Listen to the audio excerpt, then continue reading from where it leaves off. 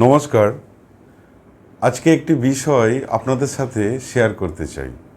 একটি সমীক্ষায় দেখা গেছে অনেক প্রতিষ্ঠিত ব্যবসায়ী, শিল্পপতি এবং বড় বড় কোম্পানিতে কর্মজীবনে প্রচুর সফল ব্যক্তি যারা কর্মজীবনে অনেক সফলতা অর্জন করেছে এবং প্রয়োজনের অতিরিক্ত গাড়ি, বাড়ি ও ধন সম্পত্তির মালিক হয়েছে। মোটামুটিভাবে এদের বয়স 45 থেকে 55-র মধ্যে এবং এদের বেশিরভাগই হাই ব্লাড প্রেশার, হার্টের অসুখ, আলসার এবং ডায়াবেটিকের রোগী। জীবনে অর্থনৈতিক সফলতা অর্জন করতে গিয়ে কি ভয়ানক দামটাই না দিতে হয়েছে। আপনি কি এদের সফল বলবেন? আমি মোটেই এদের সফল বলতে পারছি না।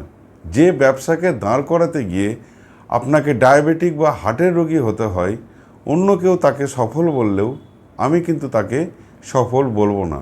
আপনি বলুন না, একজন রাজা মন্ত্রী, তাকেও কিন্তু 3 বার খেতে হয়, ঘুমোতেও হয়। যে কৃষক জমিতে কাজ করে সেও 3 বেলা ঘুমোয়, ভালোই ঘুম হয়। একজন বিখ্যাত সিগারেট কোম্পানির মালিক জঙ্গলে ছুটি কাটাতে গিয়ে হৃদরোগে মারা যান। তিনি কয়েক লক্ষ ডলার আয় করেছিলেন। কি লাভ হলো তাতে? একজন বিখ্যাত পাশ্চাত্য দার্শনিক ডেল কার্নেগি বলেছেন যে তার বাবা ছিলেন একজন চাষি। তিনি 89 বছর বয়সে মারা যান এবং তিনি কোনো সঞ্চয় রেখে যাননি। তাহলে এটা দেখুন, একজন লক্ষ লক্ষ টাকার মালিক, যিনি জীবনের তরুণ ও যৌবনকাল কোনো আনন্দ উপভোগ না করে শুধু পয়সা রোজগার করে গেলেন। ঠিক সময় মতো না খেয়ে, না ঘুমিয়ে নিজের শরীরটাকে শেষ করলেন। আর উপার্জনের অর্থ তিনি কি স্বর্গে গিয়ে ভোগ করবেন?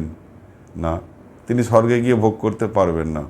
অথচ একজন স্বল্প অর্থ উপার্জনকারী চাষি ভোরবেলায় কাজে বেরোলেন, দুপুরে বাড়ি ফিরলেন, সময় মতো খাওয়া দাওয়া করলেন, ঘুমোলেন এবং মাঝে মাঝেই পরিবারের সাথে অনেক সুন্দর মুহূর্তগুলো উপভোগ করলেন। আর সবচেয়ে গুরুত্বপূর্ণ কথা হলো, তিনি একটি দীর্ঘমেয়াদী নীরোগ জীবন পেলেন। আমার এক বন্ধু ভীষণভাবে কাজে মনোযোগী ছিল। জীবনের বেশিরভাগ সময়টা বাজে আড্ডা না দিয়ে কাজে মনোনিবেশ করেছিল। জীবনের ব্যালেন্স ছিল না। 24 বছর বয়সে তার প্রেমিকা তাকে ছেড়ে চলে গেল। পরে দেখাশোনা করে তার বিয়ে হয়। তখন সে প্রভূত সম্পত্তির মালিক। মাত্র 2 বছর বাদে তার ড্রাইভারের সাথে তার স্ত্রী পালিয়ে গেল।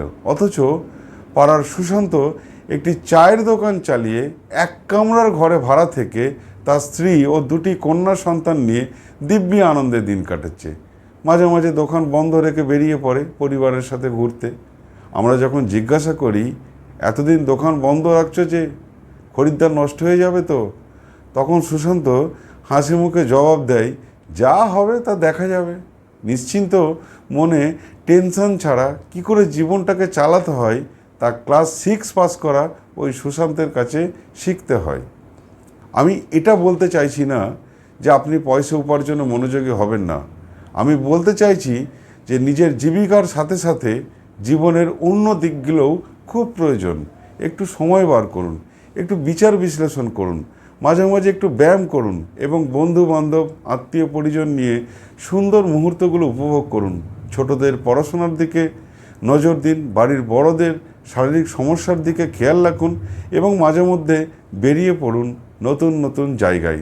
তার মধ্যে যা উপার্জন ও সঞ্চয় করেছেন তাই নিয়েই খুশি থাকুন, এই ভেবে যে আপনার থেকে দরিদ্র মানুষও পৃথিবীতে থাকতে পারে। একটি বিত্তবান মানুষের চেয়ে একটি নীরোগ স্বাস্থ্যের মানুষ অনেক বেশি সুখী। আজ এই পর্যন্তই। আপনাদের সুস্থ শরীর ও দীর্ঘমেয়াদী আয়ু কামনা করি। আপনি পাশে থাকবেন, চ্যানেলটি সাবস্ক্রাইব করে আমাকে অনুপ্রাণিত করবেন। নমস্কার।